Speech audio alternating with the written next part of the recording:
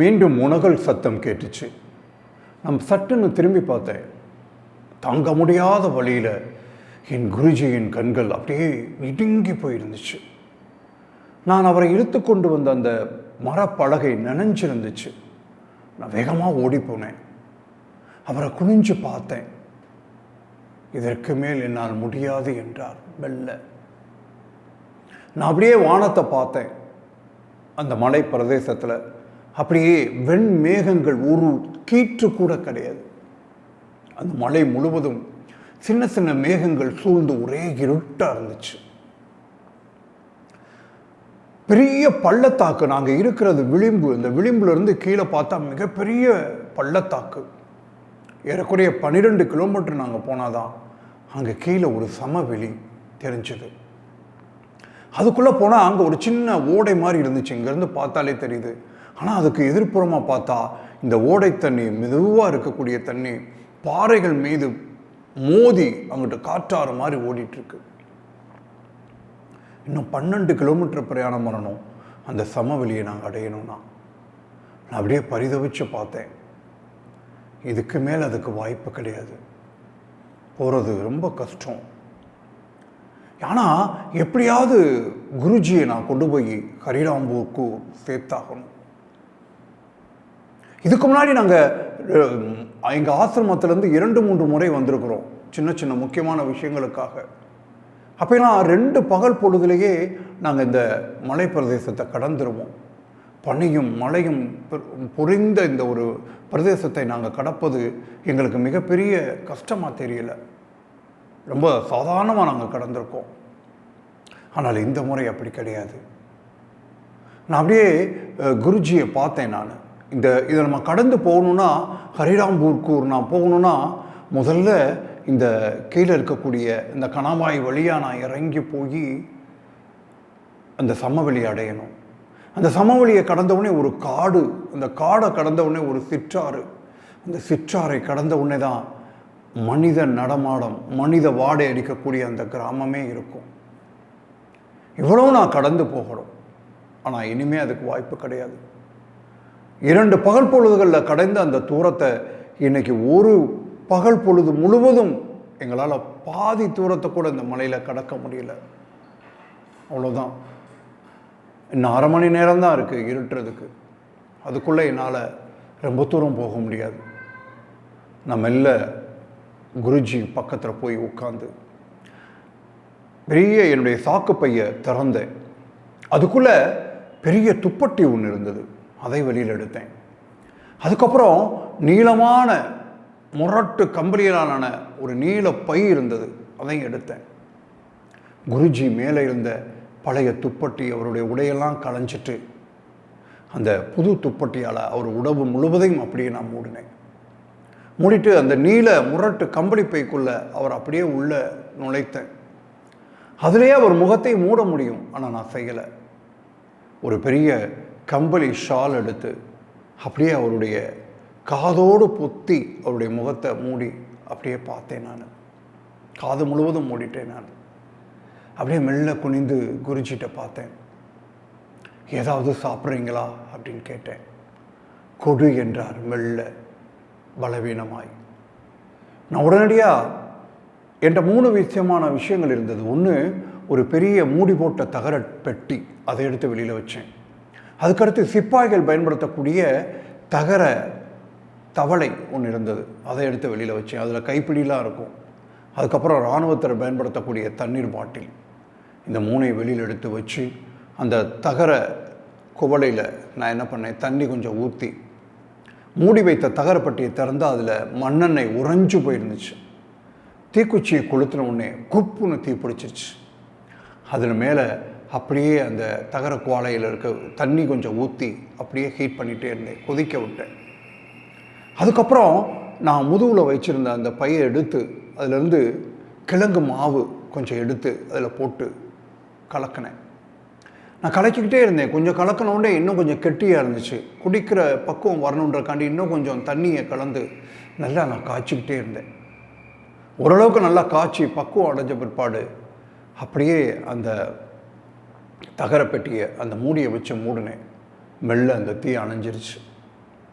அப்படியே நான் எதுவுமே ஆற்றாமல் அப்படியே வச்சுருந்தேன். அந்த கொட்டுற பனியில் அந்த மலை பிரதேசத்தில் அந்த தண்ணி கொஞ்சம் கொஞ்சமாக அந்த கஞ்சி ஆற ஆரம்பிச்சிருச்சு.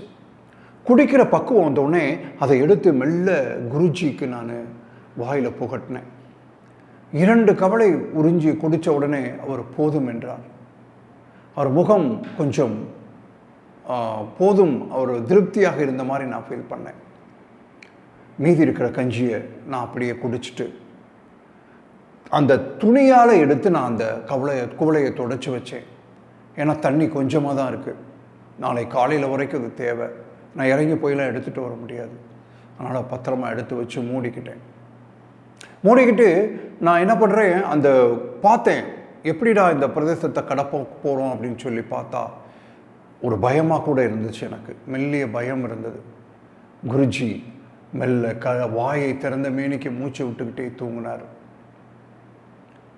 1 வருட காலம் நான் அவரிடம் யோகம் கற்றுக்கொண்டு வாய் வழியாக மூச்சு விடாமல் இருப்பதற்கு கற்றுக்கொண்டேன். 1 வருடம் 50-60 வருடங்கள் யோகத்தில் இருந்தவரால் இன்றைக்கு வாய் வழியாக மூச்சு விட்டு கொண்டிருந்தார். அவருடைய மூச்சு திணறல் சத்தம் அதிகமாக கேட்டுக்கொண்டே இருந்தது. நல்ல தேக பலத்தோடு இருந்தக்கூடிய என்னுடைய குருஜி 15 நாட்களுக்கு முன்னாடி ஐயோ என்று வயிற்றை பிடித்து கொண்டு விழுந்தார்ல, அதோடு அவருடைய எல்லாம் முடிவடைந்து விட்டது. அப்பெல்லாம் அதுக்கு முன்னாடிலாம் அவர் மூச்சு விட்டார்னா மூச்சு விடுவதே எங்களுக்கு தெரியாது. ஒரு மூச்சு விடுறாரான்னு தெரியாது, ஒரு மூச்சுக்கும் இன்னொரு மூச்சுக்கும் இடையில என்ன இடைவெளி என்பது கூட தெரியாது. அப்படி ஒரு அற்புதமான குருஜி, தேக பலத்தோடு ஆன்ம பலத்தோடு இருந்த எங்களுடைய குருஜி அந்த 15 நாட்களுக்கு முன்னாடி விழுந்தார் இல்லையா, அதோடு அவருடைய எல்லைமா மேலங்கியே அணியாத என்னுடைய குருஜி இன்றைக்கு அவருக்கு துப்பட்டி போட்டு கம்பளி போட்டு அவருடைய உடம்பை நான் மூடி இருக்கிறேன். ஏன்னா அந்த அளவுக்கு பலம் இழந்துட்டார் குருஜி. எப்படியாவது ஹரிராம்புக்கூர் கூட்டிகிட்டு போகணும் என் குருஜியை, அங்கே தான் அவருக்கு ஏதாவது ஒரு ட்ரீட்மெண்ட் கிடைக்கும். நான் அதுக்காண்டி தான் போயிட்டுருக்கேன். எப்படியாவது கூட்டிகிட்டு போயிடுவேன். நான் என்ன பண்ணேன், வேறு வழி இல்லை. அப்படியே குருஜியை கிடத்திட்டு நான் எடுத்த அந்த நீல அங்கிக்குள்ளே அவரை போட்டு அப்படியே வச்சுருந்துட்டு மெல்ல பார்த்தேன். நாங்கள் அந்த பலகையிலேயே கொண்டு போவோம், சிறு சிறு சுள்ளிகள் விறகு கட்டைகளை கொண்டுக்கிட்டு போவோம். இதுக்கு முன்னாடி போனப்பெல்லாம் கொஞ்சமாக தான் விறகு கட்டை கொண்டு போயிருக்கோம், அதுவே எங்களுக்கு போதுமானதாக இருந்துச்சு. ஆனால் இந்த முறை எல்லாமே மாறிடுச்சு, பத்தலை. அதனால் குச்சிகள் பொறுக்க போனேன் நான். ஏன்னா இன்று இரவு நாங்கள் இந்த பனி பிறந்த இந்த மலை பிரதேசத்துக்குள்ளே நாங்கள் தங்கி ஆகணும், இருட்டாயிடுச்சு, இதுக்கு மேலே மூவ் பண்ண முடியாது, இங்கே தான் நான் தங்கணும் இன்றைக்கி குருஜியோட. அப்போ நான் சொல்லிகள் பொறுக்கிறதுக்கு போனேன். அங்கே போய் காய்ந்து இருக்கக்கூடிய வேரோடு காய்ந்து இருக்கக்கூடிய சொல்லிகளை பொறுக்கிட்டு மார்போடு அணித்து கொண்டு 2 முறை எடுத்துக்கொண்டு வந்தேன். எடுத்துக்கொண்டு வந்து போட்டுட்டு அப்படி நான் ஒவ்வொரு தடவை சொல்லி பொறுக்க போகிறப்பெல்லாம் கண்களை இடுக்கி கொண்டு நான் குருஜியை பார்த்து கொண்டே இருந்தேன், ஏதாவது அசம்பாவிதம் நடந்துவிடக்கூடாது என்பதற்காக. இன்றைக்கே நான் முக்கியமாக இந்த சொல்லிகளெல்லாம் பொறிக்கிறேன் அப்படின்னா 2 காரணம்.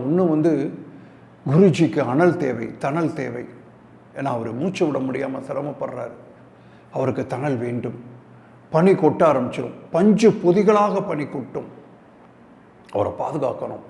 2வது, இப்போ காலை நேரத்தில் உலாவி இருக்குது எனக்கு தெரியுது, ஆனால் நைட் நேரத்தில் அது இந்த உலாவுனது எங்களுக்கு கண்ணுக்கு தெரியாமல் உலாவது நைட்டில் வரும். அதற்காகவாவது நான் இந்த தீக்குச்சிகளை கொளுத்தி ஒரு பெரிய பந்தத்தை ஏற்படுத்தணும், இல்லைன்னா கஷ்டமாயிடும். நம்ம எல்லாம் எடுத்துகிட்டு வந்து குருஜியினுடைய காலடியில் முக்கோணமாக வச்சு சொல்லிகளை முக்கோணமாக வச்சு மண்ணெண்ணெய் அந்த தகரப்பெட்டியை திறந்து அதுலேருந்து கொஞ்சம் எடுத்து போட்டு தீக்குச்சி வைத்து கொழுதுனேன். மெல்ல தீ கொஞ்சம் குபுன்னு எரிய ஆரம்பிச்சிருச்சு. அந்த கங்கு எரிஞ்ச உடனே அதை இங்கும் அங்குமாக விளாசினேன், கைகளால் விளாசுறப்போ அது என்ன ஆயிடுச்சுன்னா தீயெல்லாம் மறந்து அந்த கங்கு மாதிரி ஆயிடுச்சு. அதை 4 பக்கமும் வச்சுட்டு பெரிய களி கம்பு, பலமான கம்பை எடுத்து நாங்கள் கொண்டு வந்த கம்பு அதை எடுத்து கையில் வச்சுக்கிட்டு குருவின் காலடியில் நான் உட்காந்துட்டு நான் பார்த்துட்ருக்கேன். குருவை மெல்ல பார்க்குறேன், வாய் திறந்த மேனிக்கு அவர் தூங்கிட்டே இருக்கிறார்.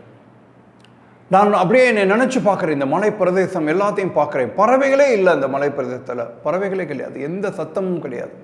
எங்கோ ஒரு 1/2 கிலோமீட்டருக்கு அப்புறம் பாறைகளில் மோதி ஓடுகின்ற நீரோடையினுடைய சத்தம் கேட்குது.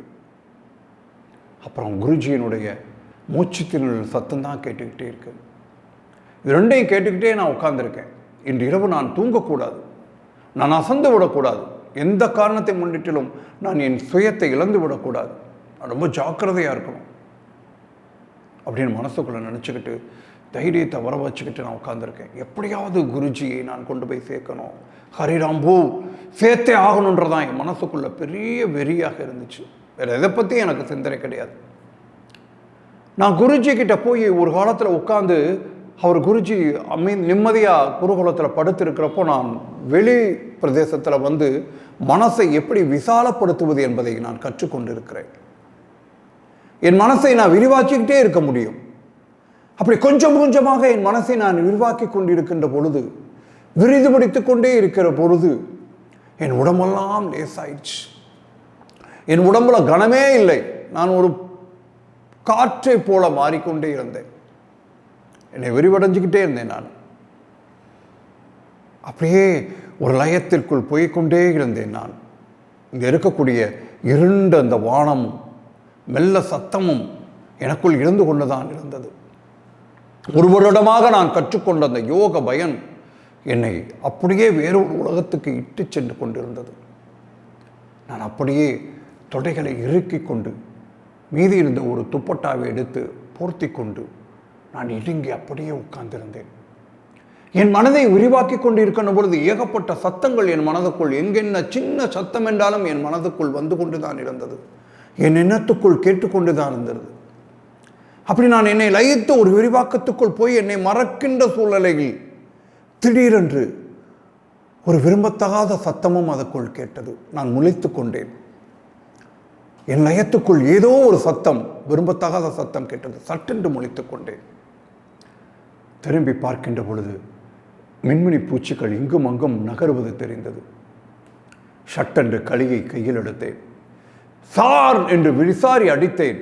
மெல்ல அந்த மின்மினி பூச்சி அசைந்து கொடுத்தது. இன்னும் அதிகமாய் கையை நீட்டி களியை கொண்டு அடித்தவன் வந்து ஊழையிட்டு கொண்டே அந்த ஓநாய் ஓட ஆரம்பித்தது. அதற்குள் நான் எட்டி பார்த்தேன். என்ன நிகழ்ந்திருக்கும்? நான் தூங்கி இருக்கிறேன். எவ்வளவு பெரிய தவறை செய்திருக்கிறேன். மெல்ல அந்த தணல்லாம் கொஞ்சம் மாதிரி அணைஞ்சு போச்சு. அந்த தணலை எடுத்து வேகமாக ஊதினேன். கொஞ்சம் தீப்பந்த மாதிரி வந்துச்சு. அதை எடுத்து குருஜி அப்படியே மெல்ல பார்த்தேன். குருஜி அமைதியாக தூங்கிக் கொண்டிருந்தார். அவர் வாய் மூடி இருந்தது. நிசப்தமாக அப்படியே புதிதாக அப்படியே தூங்கிக் கொண்டிருக்கிற மனிதனைப் போல் அப்படியே தூங்கிட்டு இருந்தார். நான் மெல்ல அந்த தகரப்பட்டியை எடுத்து அதில் இருக்கக்கூடிய மண்ணெண்ணை, உறைந்திருந்த மண்ணெண்ணை எடுத்து அதில் போட்டேன். தீப்பந்தமாக இருந்தது. அதை எடுத்து சுற்றுமுட்டும் பார்க்கின்ற பொழுது அந்த குருஜியினுடைய அந்த கம்பளியை கிழித்திருந்தது ஓநாய். மிக அருகில் வந்திருக்கிறது ஓநாய். இன்னும் கொஞ்ச நேரம் தாமதித்திருந்தால் குருஜிவின் காலையை கவ்விக்கொண்டு போயிருந்திருக்கும். நல்ல வேளை நான் சுதாரிச்சிட்டேன் அப்படின்னு சொல்லிட்டு மெல்ல குருஜியிடம் கேட்டேன். குருஜியை உற்று பார்த்தேன். மெல்ல குருஜியிடம் ஐயா என்று அழைத்தேன். எந்த சத்தமும் இல்லை. மெல்ல என் புறங்கையை அவர் மூக்கில் வைத்து பார்த்தேன். என் காதை அவர் நெஞ்சில் வைத்து அழுத்தமாக கேட்டுக்கொண்டிருந்தேன். எந்த சத்தமும் கேட்கவில்லை. அதற்கு அவசியமும் இல்லாமல் போய்விட்டது. என் குருஜி இறந்து போயிருந்தார். தாங்க முடியாத சோகம் என் மனதுக்குள் கவ்விக்கொண்டது. சப்தமான இந்த இரவிலே ஒருவேளை நான் தூங்கிக் கொண்டிருந்த பொழுது என் குருஜி முழித்து என்னை கேட்டிருக்கலாம், என்னை அழைத்திருக்கலாம், தாகமாக இருந்திருக்கிறது என்று சொல்லி இருந்திருக்கலாம். நான் தூங்கி இருக்கிறேன், எனக்கு கேட்கவில்லை. ஆனால் குருஜி இறந்து போயிருக்கிறார். எவ்வளவு திடகாத்திரமான என்னுடைய குருஜி நீர் பிரிவதை கூட உணர முடியாமல், தள்ளிவிட முடியாமல் இருக்கின்ற பொழுதே நான் மனதிற்குள் எதிர்பார்த்தேன் ஏதோ ஒன்று நிகழப்போகிறது என்பது. நான் அதிர்ச்சி அடையவில்லை. இந்த குருஜியிடம் நான் யோகம் கற்பதற்காக ஏறக்குறைய 3 ஆண்டுகள் தவமாக இருந்து அவரிடம் அனுமதி பெற்றிருக்கிறேன். அப்படிப்பட்ட குருஜி இனி நான் யாரை தேடுவது? எங்கு சென்று இன்னொரு குருவை நான் தேடுவது? மனதுக்குள் ஒரு பிரபல்யமே வெடித்தது எனக்கு. எப்பேற்பட்ட அருமையான வாய்ப்பை நான் இழந்திருக்கிறேன். என் குருஜி இல்லை. என் குருஜி இப்போது என்னுடைய இல்லை. தூங்குவதைப் போல மென்மையாக சந்தோஷமான முகத்தோடு தூங்குவதைப் போல என் குருஜி வாய்களை மூடி இதமாக தூங்கிக் கொண்டிருக்கிறார். தூங்குவதைப் போலத்தான் தெரிகிறது. நான் மெல்ல அந்த தீக்கங்குகளை அகற்றிவிட்டேன். குருஜியினுடைய ஆடைகளை களைந்தேன். ஏற்கனவே இருந்த ஆடைகளை களைந்து விட்டு அவர் கால்களை ஒரு நூலினால் கட்டினேன். கைகளையும் அதே போல் இணைத்து கட்டினேன். ஒரு முழு வேஷ்டியால் அவர் உடம்பு முழுவதையும் சுற்றினேன். ஒரு நீல கம்பளி பையில் அவர் உடம்பு முழுவதையும் அப்படியே உள்ளே அமைக்கி உள்ளே திணித்து அப்படியே மேலே கட்டி வைத்தேன். மெல்ல காத்திருந்தேன். தவமாய் காத்திருந்தேன். மெல்ல விடிந்தது. நான் சுற்றுமுற்றும் பார்த்துவிட்டு என் பயணத்தை ஆரம்பித்தேன். ஹரிராம்பூர் போக வேண்டும். குருஜி என்னிடம் அடிக்கடி சொல்லியிருக்கிறார். யதார்த்தமாக பேசுகின்ற பொழுது சொல்லியிருக்கிறார், சாவதற்கு முன்பாக அவர்களுக்கு பாலூற்ற வேண்டும் என்று. ஒருவேளை குருஜி என்னை எழுப்பியிருந்த நேரத்தில் எழுப்பியிருக்கலாம். நான் தூங்காமல் இருந்தால் அந்த காரியத்தை என்னால் செய்திருக்க முடியும். செய்யாமல் போய்விட்டேன். அடுத்து குருஜி செல்வார். என்னை போன்றவர்களை புதைக்கின்ற பொழுது 6 அடி குழி தோண்டி புதைக்க வேண்டும் என்று சொல்லுவார். 6 அடி குழி தோண்டி ஒரு சமவெளியில் கொண்டு போயினால்தான் குருஜிக்கு 6 அடியால் என்னால் தோண்டி அவரை புதைக்க முடியும். அதுக்கு நான் சமவெளிக்கு நான் போக வேண்டும். அதே போல வெறும் குழி தோண்டி புதைத்தால் மட்டும் போதாது, நிறைய பாறைகளையும் இடையில் போட வேண்டும். இல்லை என்றால் ஓநாய்கள் அப்படியே குழியை பறித்து இடித்து விடும் அந்த பிணங்களை. இதையெல்லாம் என் நினைவுக்கு வந்தது. நான் கண்டிப்பாக ஹரிராம்பூர் போவதற்கு முன்பாக நான் அந்த சமவெளியை அடைவேன். குருஜியோடு நான் போய் சமவெளியை அடைந்து குருஜியின் ஆசையை நிறைவேற்றுவேன் என்பதை மனதில் உறுதிப்படுத்தி கொண்டு மெல்ல நான் அங்கிருந்து கிளம்பினேன். விடிய ஆரம்பித்தது. எங்கும் பனி கொட்டி கிடந்தது. நான் மெல்ல அந்த பலகையில் குருஜியை வைத்துக்கொண்டு இழுத்து கொண்டு போனேன். பனி இருந்ததால் வழுக்கி கொண்டு வந்தது. சுலபமாக நான் கொஞ்சம் தூரம் நடக்க ஆரம்பித்தேன். நான் நடக்க ஆரம்பிப்பதற்குமான சற்று திரும்ப பார்த்தேன். நிழல் தெரிந்தது. அது பின்னால் வந்து கொண்டிருக்கிறது. என்னால் உணர முடிந்தது. இப்போது சற்று முனகலும் கேட்டது. ஓநாயின் முனகலும் கேட்டது. நான் தைரியத்தை வரவழைத்துக் கொண்டேன். மனதில் ஒரு பீதி இருந்தது. எப்படியும் அது பின்னோக்கி வந்து கொண்டுதான் இருக்கும். அவ்வளவு சுலபத்தில் விடாது. இருந்தாலும் பகல் பொழுது என்பதால் தைரியத்தோடு நான் இழுத்துக்கொண்டு போக ஆரம்பித்தேன். இன்னும் 12 கிலோமீட்டர் இந்த கணவாயை ஒட்டி நான் சென்று விட்டால் தான் சமவெளியை அடைய முடியும். ஆனால் சிறுநின்ற பாதை செங்குத்தாக இருந்தது.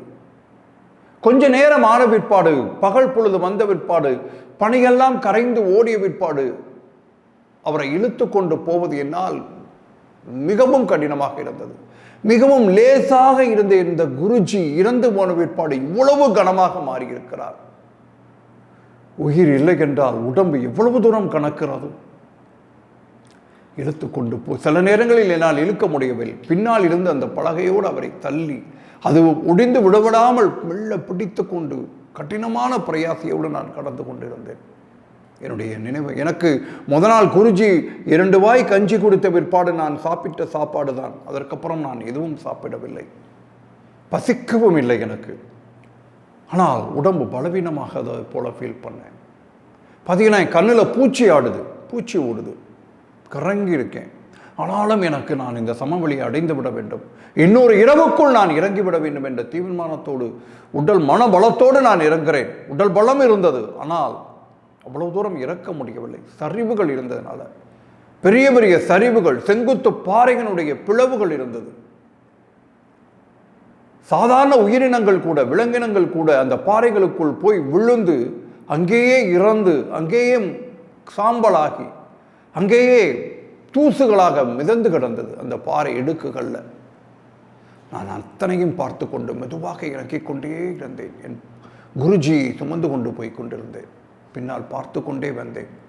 அவர்கள் வருவார்கள். மனதுக்குள் பீதி இருந்தது. இருந்தாலும் தைரியத்தை வளர்த்து எப்படியாவது நான் சமவெளியை அடைந்து விட வேண்டும் என்ற வெறியோடு நான் நகர்ந்து கொண்டிருந்தேன். ஆனால் முடியவில்லை. என் கண்ணு கட்டிய தூரம் சமவெளி வந்துவிட்டது. ஆனால் நான் அதை கடப்பதற்கு இன்னும் 2 மணி நேரம் தேவை. முடியவில்லை. அதற்கு மேல் என்னால் இழுக்க முடியலை. இருட்டிச்சு. இன்னும் ஒரு இரவில் இந்த மலை பனிபொழியும் இந்த மலை பிரதேசத்தில் நான் இருந்துதான் ஆக வேண்டும் என் குருஜியோடு. ஆனால் முதல் நாளும் நான் குருஜியோடு தான் இருந்தேன். அவரால் எனக்கு எந்த உதவியும் செய்ய முடியாது. ஆனால் என் மனதில் பயம் இல்லை. ஆனால் இப்பொழுது பீதி நிறைந்திருந்தேன். என் எலும்புகளுக்குள்ளும் பல்லுக்குள்ளும் அந்த பீதி ஓடி என்னை அப்படியே உருக்குலைய செய்தது. நான் மிகவும் பயந்து போயிருந்தேன். நான் என் சுயநிலத்தை நான் இழந்திருந்தேன். என்னுடைய நோக்கமெல்லாம் குருஜியை கொண்டு சேர்ப்பதுதான் இருந்ததை ஒழிய என் மனதுக்குள் பயம் நிரம்பி இருந்தது. நான் தவித்து போயிருந்தேன். அந்த இருட்டுக்குள் என்ன செய்ய போகிறேன் என்று வேறு வழியில்லை. குருஜியை அமர்த்தி அப்படியே அந்த கட்டையோடு வைத்துவிட்டு சுள்ளிகளை பொறுக்க போனேன். இன்று இரவு நான் தங்க வேண்டும்.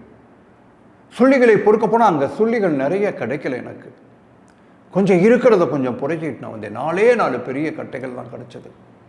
அதை எடுத்துகிட்டு வந்து வழக்கம் போல் உட்காந்து குருஜிக்கு பக்கத்தில் உட்காந்து குருஜியை பார்த்து கொண்டே நான் மூடி வைத்திருந்தேன். பக்குவமாக அவரை மூடி வைத்திருந்தேன். ஆனாலும் நான் அவரை பார்த்து கொண்டே அவர் பக்கத்தில் உட்கார்ந்து கொண்டே களியை கையில் வைத்து கொண்டு நான் மெல்ல அந்த பற்ற வைத்து தணலாக எழுந்து கொண்டிருந்தது. நான் காத்திருந்தேன். இன்று ஒரு இரவு கடந்து விட்டேன் என்று சொன்னான். நான் குருஜியை காப்பாற்றி விட முடியும். குருஜியை அவர் விருப்பப்படி நான் புதைத்து விட முடியும். அந்த சமவெளியை நான் அடைந்து விட முடியும். அது மட்டும் என் மனசுக்குள் இருந்து கொண்டே இருந்தது. நான் காத்திருந்தேன்.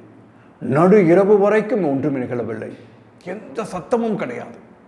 நான் அப்படியே அமைதி தலையை 2 கால்களுக்குள் தலையை கவிழ்த்து படுத்திருந்தேன். உட்கார்ந்த மேனைக்கு உட்கார்ந்து படுத்திருந்தேன். மெல்ல நடு இரவான பிற்பாடு அவர்கள் வந்து விட்டார்கள். சுற்றி பார்த்தேன். மின்மினி பூச்சிகள் நிறைய தெரிந்தது. என்னை சுற்றி தெரிந்தது. முதலில் தூரமாக தெரிந்தது. கொஞ்சம் கொஞ்சமாக என்னையும் குருஜியும் வளைப்பது போல ஒரு வளையத்துக்குள் இடுவது போல சுற்றி கொண்டு வந்தன மின்மினி பூச்சிகள். எனக்கு புரிந்து விட்டது. நிறைய ஓநாய்கள் சூழ்ந்து விட்டன. திரகாத்திரமான ஓநாய்கள், செறிந்த ஓநாய்கள் 5 இருந்தது. நான் என்னை உற்று பார்த்து கணக்கிட்டு கொண்டேன். இன்னும் நிறைய ஓநாய்கள். அவர்கள் கண்கள் தான் மின்மினி பூச்சிகளைப் போல எங்களை வளைத்து கொண்டிருந்தது.